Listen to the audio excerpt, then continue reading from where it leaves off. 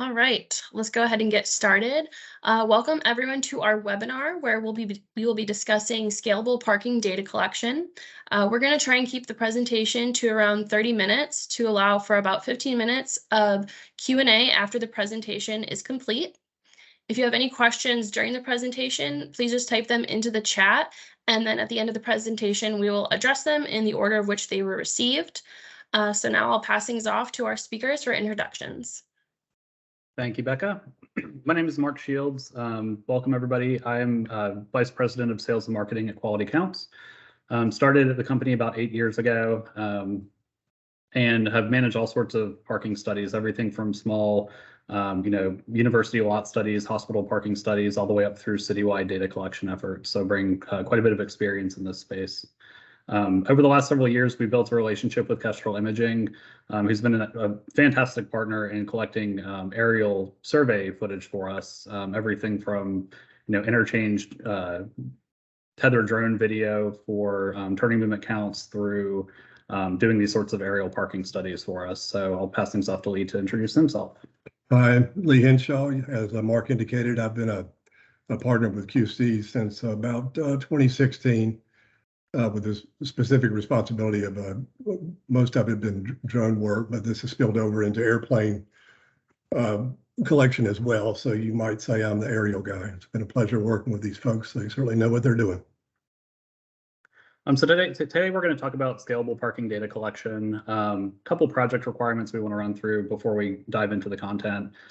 So parking data collection from the air is really most appropriate when the parking is primarily on street and surface lots. We do collect a lot of citywide parking studies that involve collecting parking deck counts, which preclude the use of aircraft. They do still require us to take an on-foot approach or to set up cameras at entrance and exits to count the ingress and egress of vehicles to calculate hourly occupancy.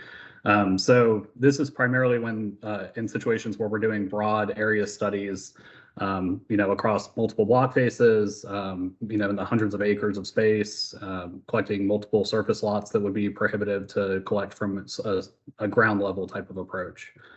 So again, our client wants to collect a broad parking data across a broad area. Survey area may also preclude the use of drones. That's when using a fixed wing aircraft is more appropriate. And that's due to a variety of reasons. Scale being the number one reason. When you're looking at collecting citywide parking data, across a lot of block faces and lots of surface lots, you do run into an issue where a single drone can't really capture as much as what you need. It would take multiple drones flying concurrently to capture a larger spatial area. They do have some limitations as far as the scale of parking study you can complete with a single drone or with multiple drones. And that brings up complexities with coordination, having to fly, half a dozen to a dozen drones concurrently, flying at the same time and also at the same altitude to ensure that you can stitch those images together into a single orthomosaic for data reduction is needlessly complex. Makes more sense to do it from a single fixed wing aircraft in that case.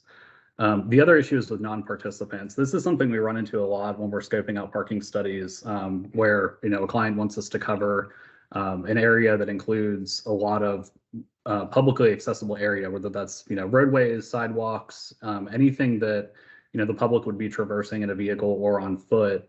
You're really not supposed to collect data or fly drones over non-participants. That would be any member of the public that's unaware of the flight operations occurring. That is a Part 107 restriction. There may be some waivers to circumvent that kind of restriction, but there's definitely inherent risk with flying drones over active roadways, over any sort of active pathway that pedestrians are walking around, or over parked vehicles. Things do happen when you're flying drones, unfortunately, and those aren't risks that we advise our clients taking when you're trying to cover such a broad survey area. On-foot approach also has limitations, so I'll go into that a little bit. Staffing can be a challenge when you're covering hundreds of acres of surface lots and block faces, having to rely on dozens of individuals driving or walking all of those areas to collect parking occupancy data or collecting plate data for turnover has its challenges. The logistics required for it are again incredibly complex. You have to make sure everybody actually arrives there to do the work on the survey date. You have to rely on 20 to 30 people to collect parking data, and a few people don't show up, you're going to run into some challenges. The other issues are traffic. If you are collecting a survey area during special events, there may be roadways that are closed. There might be surface lots that are inaccessible due to them being gated. So that can really cause some issues if you're having to park and walk those lots, or if you simply can't access the areas you need to access due to road closures. So we do collect a lot of parking data during special events, and again, collecting from the air where we can freely fly and capture the images we need from overhead makes a lot more sense in that case. So under these circumstances, obviously, we need to use an airplane. So one of the first considerations that we have or look into is the a relatively close proximity to a nearby airfield. And the reason for that is that typically these missions to fly over a given space may take, I don't know, 10 to 20 minutes. If they're done on at the top of every hour, then we have a lot of idle time. So it's very convenient to have somewhere, an airport relatively close where we can park and fuel if necessary too, because we will run out of gas at some point. But the other thing that we need to consider are the airspace conditions. Would there be any obstructions? This is particularly true if you're close to a large or major airport and you're anywhere near their approach and departure paths for the air traffic that could interrupt, our flights. So we're going to be, when we do these, our altitude would generally be anywhere from 600 to about 2,500 feet. It could be the case that we could fly even higher if that would avoid some of the obstructions from a nearby airport. But generally, this is not an issue. It's just a serious consideration up front because we just want to make sure that we can coordinate that with the air traffic controllers and so forth. So the approach that we take is to use a Cessna 172. Cessna 172 has always been sort of a go-to airplane for air surveys because it's very economical. It's not a really large plane. And you notice in the picture on the left that the wings are on top, which renders a view that's not obstructed by the wings on the bottom, of course. However, we do, for this type of work, since we'll be using a camera, we need to have a modified 172 Cessna. And the picture on the bottom shows you what that looks like. That hole is about 10 inches in diameter, and it's directly behind the pilot's seat. But that goes clear to the belly of the plane, giving an unhindered, clear, perpendicular look at the ground beneath the plane. So those are the critical components for the plane and its modification. The next thing that we have to do is to create a flight plan. We have a specific way that we need to fly over a survey area to create these maps, and we'll talk about that in much more detail in the next slide. Okay, I like to create the flight plan in a program called Drone Deploy. They're out of San Francisco, and they emerged right after drones came out with a automated means of creating surveys and maps using drones. The screenshot you see on the left is an actual flight plan while I was in Drone Deploy, and you'll notice a grid pattern of 7 lines going over, in this case, Belle Isle, which we most recently did. And the airplane will be flying across each one of these grid lines to and fro. We'll get more into that in the next slide as well, but this is where the flight plan is created in Drone Deploy.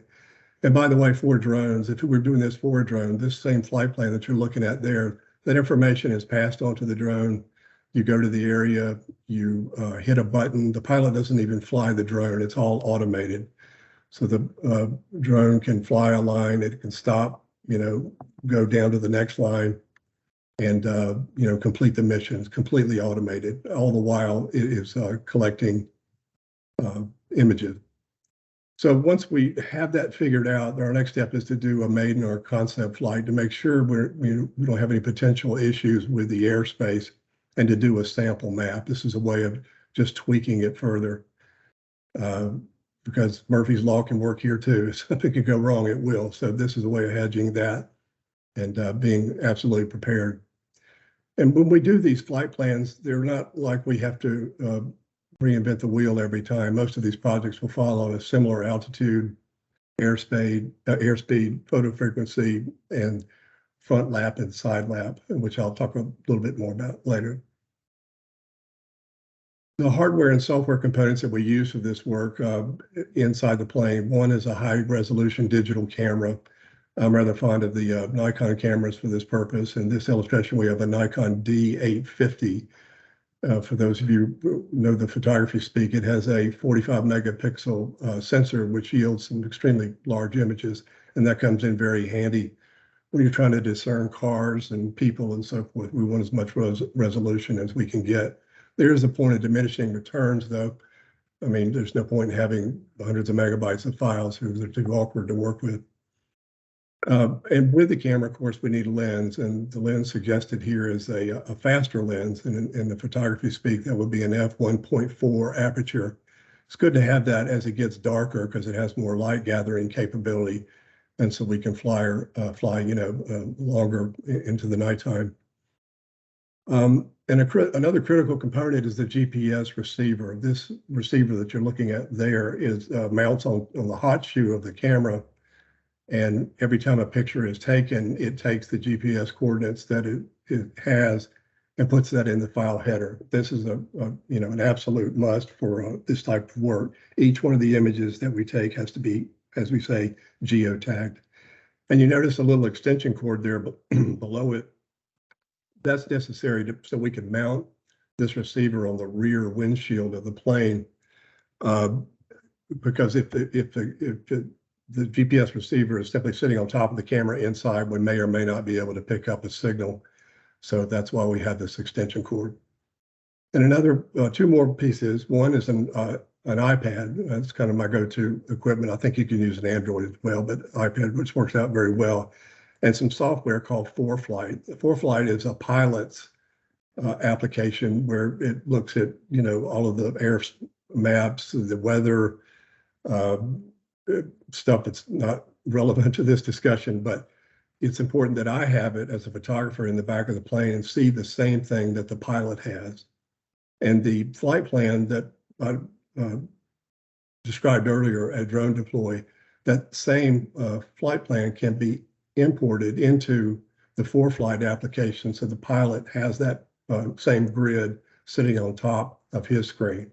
So in sum, I'm seeing the same thing that the pilot's seeing on the iPad. On the day of the collection, obviously we need to check the weather forecast. And this alludes to one of the advantages of a plane sometimes. We can withstand a lot worse weather conditions in a plane than we can a drone. Can't fly a drone when it's raining. It just doesn't work. And as long as we don't get water on the face of the lens, we're good to go with the airplane. The other thing we check for are TFRs in an airspeed, that's temporary flight restrictions. As an example, with Belle Isle, which sits right in the Detroit River between Canada and the United States, there's a Detroit Stadium is very nearby. If there's an event in that stadium, local air traffic can't fly any lower than 3,000 feet. That would be a problem for the survey work that we did there. So TFRs are something to pay attention to before we get up in the air. And the next step in conclusion is to prep our equipment. We mount the camera. You saw the hole earlier. It's real simple to mount. I just take some foam which seats the camera around it and keeps it from falling out the bottom of the plane. But it also works as a shock absorber, so there's no jiggle and so forth on the camera. It's nice and steady. We install the GPS. I sync my software in ForeFlight with the pilot, and we're good to go. So the actual flight execution, the pilot flies a precise grid pattern at a fixed altitude and speed. And why don't we bring up the bigger image here so I can just concentrate on this image. Sure. This is the actual ForeFlight screen. As I mentioned earlier, there's the grid pattern that we created.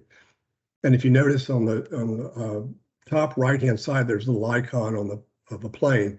So as I'm sitting in the back with the camera, I can see that icon as we're flying. So I know precisely when to begin and end the image capture as we fly over each one of these grid lines. So you can imagine we fly down a line, and then one of these lines, and then the pilot has to swing out as tight as he can. Another good reason to have a smaller plane, and then comes back and hits the second line until we do all 7 of them. And it's not like I'm sitting there pressing the shutter button every 2 seconds, by the way. That's programmed in the camera. It's called an interval shutter. So I just set the camera, tell it to fire every 2 seconds, and away we go. So we go back to the previous screen, we can see those things. In fact, if you look at the image on the bottom, this is from an actual finished map, and you'll notice the blue dots that traverse across each one of those grid lines. Those were the actual photographs that were taken. In the case of Belle Isle, it was about 1,500 acres, so that yielded just under about 300 photographs that are needed, to stitch together an orthomosaic map. So there's the interface. This ForeFlight thing has been a godsend. Prior to this, it was all manual. I had to shout out, to tell the pilot, where I was or what we needed. If he was off the grid lines and so forth. This way, we were both very much in control of the situation. I'm not flying the plane, but I know exactly what's going on. So what we end up with is a massive collection of geotagged images. Again, in the case of Belle Isle, that was just under 300 images. And the little the illustration at the top, if a picture's worth 1K of words, this ought to sum it up pretty well. The first image, we have all the images together, and then the second one moving to the right, that would be one singular image, and then the last one to the right would be what is yielded when we can zoom in. So you can see why the additional resolution of a high density sensor in a camera really comes into play here. So we have all these images. They're all geotagged thanks to our GPS. They're all sorted by the time state damp into, so we know exactly when these pictures were taken. So we'll call those a data set or an image set. We upload those to Drone Deploy using their supercomputers. They'll stitch together the final orthomosaic map. And once that's ready, then I can export a map for our use in a number of different formats. The most simple JPEG image is perfect for our purposes here. How big is it? Well, the finished maps that we have for Belle Isle, as you can see in the illustration, about 30,000 by 15,000 pixels, and that translates to every pixel in that screen represents about 8 inches of the land that it's looking at. So it's got a lot of detail, and we're going to take a really good look at that, because this is the real deliverable for this type of work. So I'll let Mark show you the fruit, if you will. Yeah, so this is what the resulting orthomosaic image looks like after it's captured and stitched together. So like Lee said, that's about 300 individual images, or maybe a little over, that were assembled together within the Drone Deploy application to produce the final ortho. You can interact with it just like a Google map. I mean, there's enough front lap and side lap among all images to create really a crystal clear picture of every facility, whether that's the roadways where you can tell where people are parked on street, or the individual surface lots. So just to give you an idea of what it looks like, and it might take a second to render, but I'll zoom in real close and you can see just how detailed we can get. Cool thing about these images, I mean, really several things. One is, the quality of the image allows us to see vehicles even in spots that are partially occluded.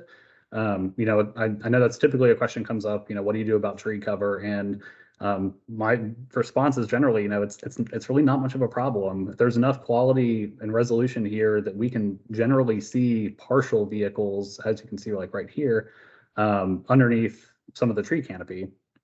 And as long as we can see, a part of the vehicle, we can count that as a vehicle parked in that spot. The other cool thing is there's enough definition here to see enough vehicle detail to where we can also calculate turnover. So if you want to do something per spot, where we can compare images and see when a vehicle is, has either departed or when there's a new vehicle parked there, it's possible for us to collect that level of detail. Let me add something too, Mark. Once I get the exported map in this JPEG format, I generally take these into Photoshop and do a little bit more processing for them. to help them make things sharper, to make them more visible, and increase the contrast and so forth, just to squeeze every bit of the quality that we can out of the maps. Yeah. So yeah, I mean, it's fantastic. It's a really cool approach. The other, neat thing about having a deliverable like this is it provides really inarguable proof as to what the conditions are like in the field. There's no arguing with the JPEG that was captured, during the designated survey time. If somebody says, okay, evenings are really chaotic and there's no parking, we can turn this around and say, well, there are all of your spots. There's empty spots here. There's empty spots there. We can really capture what the problem is, or even whether there's a lack of a problem based on these aerial images. So we're not just producing, an Excel report and where you're kind of taking our word for it. We're providing all of these finalized orthomosaic images and these maps to provide some additional context. And we've done some really cool things out of these as well. I'll get into those details in the next slide. Let's see, concurrent. Oh, I'll swap the display settings here. So on the data processing end, we capture parking inventory and index the surface lots and block faces in Google Maps. Basically what that means is, rather than producing an overall occupancy rate, we break the map up into like sub areas, and that can be based on anything. It could just be a per lot basis, per block face basis. We could even, because we have so much clarity in the images, we could look at specific spots so that you can determine ADA utilization rates, or specific permit types. There have been surveys that we've done where in a larger lot, those lots were broken up into specific permits. So certain permits were for faculty, certain permits were for students. That was obviously an academic type of survey of a university, but we can break things out into that level of detail if need be. Once we create that overall inventory and break up the lot into those kind of subzones, we manually tabulate the vehicles by surface lot or by block face and by interval. So typically we're doing things in hourly intervals. If the survey area is somewhat small, or if this was a case where we were using drones and for a small lot, we can speed up that interval to something in maybe every 30 minutes, every 20 minutes. It's definitely possible. With aircrafts over a large area, it definitely takes more time. So hourly is generally what we recommend. And like I said before, additional data may include vehicle turnover by stall or aggregated area, since we have that level of detail available to us. Specifically with Belle Isle, we were actually able to capture temporary shelter counts as well. We noticed during periods of heavy occupancy that a lot of folks, well, let me back up a little bit. We were also capturing at the same time of doing these parking studies, where we're looking at the attendance rates at park shelters that were, established park shelters around the park. And I think there were about 20 of them. So while we're filming that on ground level, we're capturing the parking data overhead using fixed wing aircraft. What we realized when we were on site is a lot of people set up their own shelters. So in order to kind of process and quantify the demand that there was present for shelters at that time, we counted every individual temporary shelter across the entire aisle, like every little tent, and provided that deliverable to the client so that they could understand what park demand actually looked like during the survey period. So that was kind of unique. Vehicle queues are also really easy to capture from the air. We did run into that issue as well at Belle Isle, where once at the park entrances, once traffic backed up to a certain point, they would decide to close the bridge down. So we were trying to assess where the bottleneck occurred that was slowing down traffic and resulting in that queue across the bridge. So from the air, while we're capturing all this parking data, Lee was taking shots of the bridge, just with I guess with your cell phone, with an iPhone, taking snapshots of what that bridge looked like, so that we could see the condition of the queue during the entire survey area, or during this entire survey period. So while we're capturing this parking data, we're starting to see that queue build up to the point that they did decide to shut the bridge down, and then we saw the queue begin to dissipate afterwards. So if you're looking for any sort of additional like contextual information, anything that can really paint a broader picture of what traffic conditions are like in the survey area at the time, that's possible to do when you have these kind of aerial snapshots. So a couple case studies. We've done a variety of data collection, mostly around the Carolinas and Virginia. We captured downtown Raleigh in 2016. That was really the first, our first major aerial effort. We initially proposed a ground level approach, but because they had an event at the time, I think it was like a barbecue and blues festival or something along those lines, we needed to take a different approach. We simply didn't have access to all the areas that we needed to get to in the span of time that we were allotted. So I called Lee up and we coordinated getting an aircraft and doing a maiden flight. It was our first like proof of concept of this approach. And we that's exactly how we approached the study. I think we captured around like 8 to 12 hours worth of survey snapshots from the air, processed those orthomosaics, and then tabulated the lot occupancy or surface lot and block face occupancy for the entire city across all of those hours. We also have completed projects in Farmville, VA and Danville, Virginia in 2018 and 2019, respectively. Same approach, captured it from the air, stitched together the resulting orthomosaics into single maps, and then we're able to use that to process the parking occupancy data and then provide that over to the city with the images to support their projects and to support the changes that they wanted to make to the infrastructure within the city. And then, as we've talked about throughout this presentation, Belle Isle, Detroit was the most recent study we've completed this past summer. In total, we captured 38 hours worth of aerial imagery. I'm blown away by the fact that we had no impacts from weather or anything else. Being so close to the Great Lakes, I figured there would be some sort of impact or thunderstorms or something that would impede our ability to collect data. But across all 38 survey hours, covering midweek day, a typical weekend day, special event periods, we were able to knock that one out of the park. We got all 38 images that we needed, or 38 orthomosaics that we needed, and processed the lot occupancy and surface or plot face occupancy across the island for all 38 of those hours. We were also able to coordinate all this with the international airport just a few miles away in Windsor's directly on the other side of the river. So every time that we crept into the Canada airspace, we had to let them know, but it just went without a hitch. I too am blown away, but even more so about the weather. Surely there'd be a thunderstorm in there somewhere, but there was not. Yep. And that is all we have, and we'll open the floor to questions.